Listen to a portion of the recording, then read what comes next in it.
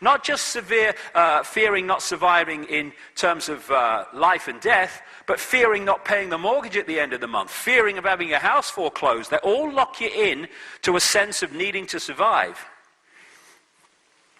And the other thing that these entities do is feed off human energy.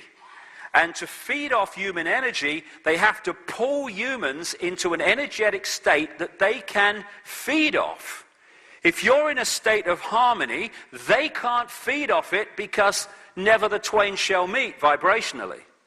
So they pull us or seek to pull us into a state of disharmony, of stress, of fear, of conflict, of aggression, of anger and all the rest of it, because that's pulling us into an energetic state that they can then feed off because that's their energetic state.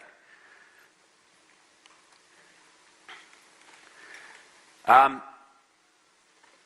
they seem to operate in what an astrophysicist friend of mine called Giuliano Conforto calls interspace planes, which is like a neutral zone between dimensions, where you need to, as she puts it, find a source of energy, because there's not a natural source of energy there on the scale that there is within a fully fledged reality dimension, whatever you want to call it. And I said to Credo Mutwa, do you have anything in your culture that relates to interspace planes, these neutral zones? He said, oh yes, he said, we call them the heaven between heavens. He said, that's where the Chitahuri are. And so that takes them so close to visible light and the reality that we're experiencing. And what they're doing is feeding off human energy by manipulating us into an energetic state in which they can feed off, and also to keep us in mind and not open to consciousness. Years ago, last time I came to Australia, I had a strange experience. I spoke in Sydney, and afterwards I was introduced to this Freemason who said he was 33rd degree or something. He wanted to meet me, and because he wanted to know how I knew what I knew. He said, how do you know that? You're not supposed to know these things. So anyway, I met him, and he said, I said, I'm a good Freemason, he said. I'm trying to fight some of the bad things. I said, okay. He said, if you come to Canberra, he said, I'll show you around Canberra, and I'll show you the Freemasonry imagery. So, okay, I'll go. So I went to Canberra, and I met this guy, and he showed me all around the Parliament building and all the street plan around there and all the rest of it. And then he took me into the War Memorial, the War Museum Memorial in Canberra. And my God, it is a blaze with Illuminati and reptilian symbolism.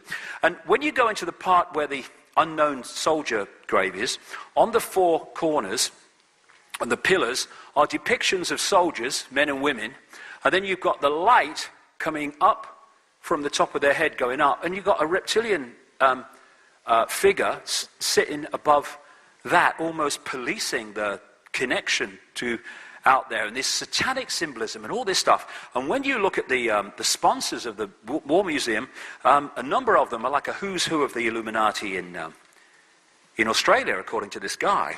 Anyway, I'll tell you what he said to me. He said, we need to get you some money. I said, what do you mean? He said, yeah. He said, we need to get you some money to fund what you're doing. I said, well, hold on. I said, how are you going to do that? He said, we'll give you a credit card. I don't know who we was. He said, we'll give you a credit card. I said, well, how will that help me? He said, well, we fix the computer system so no matter how much you spend, it never registers. He says, that's how we get our money, right? So anyway, I thought, I'm not sure about that in the least. And we said goodbye. He said, look, I've got lots of things to tell you. And never heard from him again. Disappeared from the face of the bloody earth. He's still around in Australia, I'm sure, but there you go. So this interspace plane is one of the kind of stumbling blocks energetically, which is trying to manipulate us from getting connected to the full nature of who we are. So this is seems to be the structure. Certainly at this level, it goes further out up to that schism, I believe, but at this level, you've got the reptilian entities. And Nephilim, that was the name of the hybrid bloodline in the Bible, the Nephilim. Just one of many, many names that they're called around the world in different cultures. The reptilian entities possess their hybrid stooges.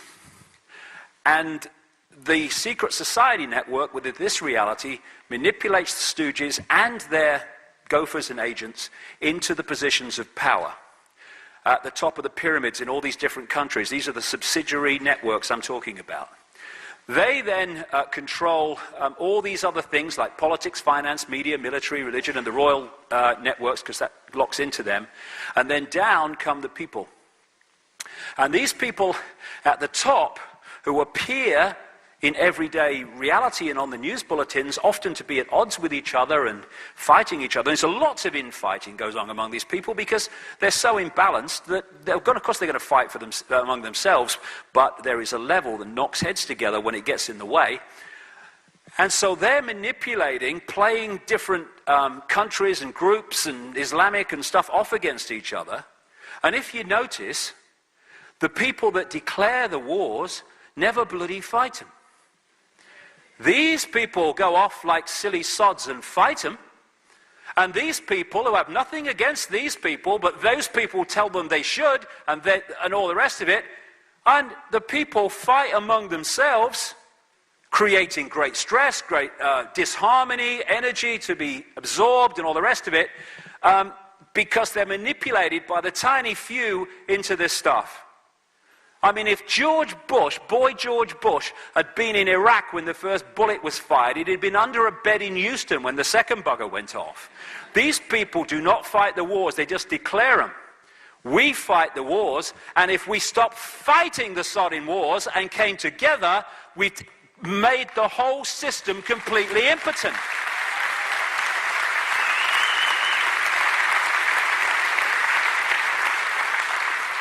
So these are schism people coming down the levels of reality.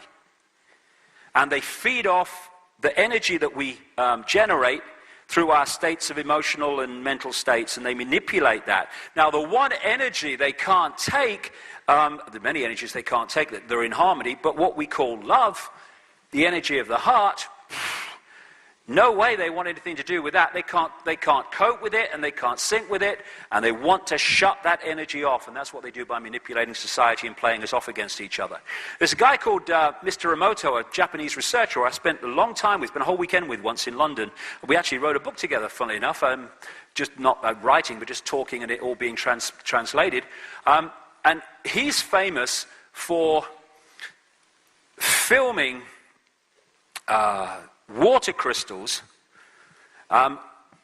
where he has put the water in contact with various vibrational states, and indeed just writing love on the side of the container, or hate, or putting a mobile phone on it, or whatever.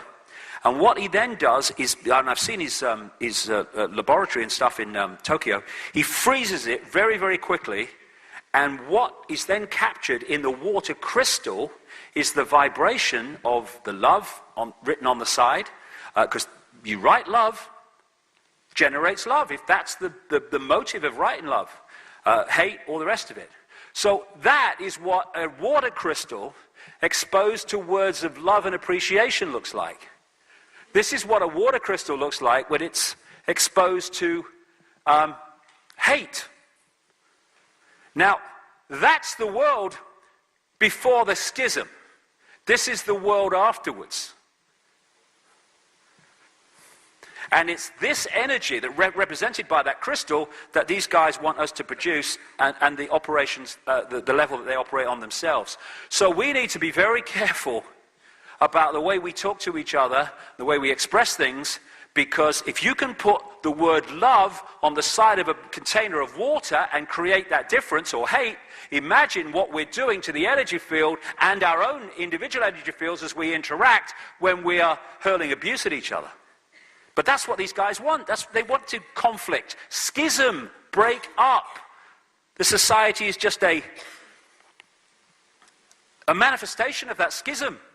So that again is love and appreciation. This is a crystal from water that had a mobile phone tied to it. And everyone's got a mobile phone. Oh, I've got a mobile phone. Ever so convenient. Yeah, they burn my brain. It's good. Ever so convenient. You don't have to get anyone to burn your brain for you. It does it automatically.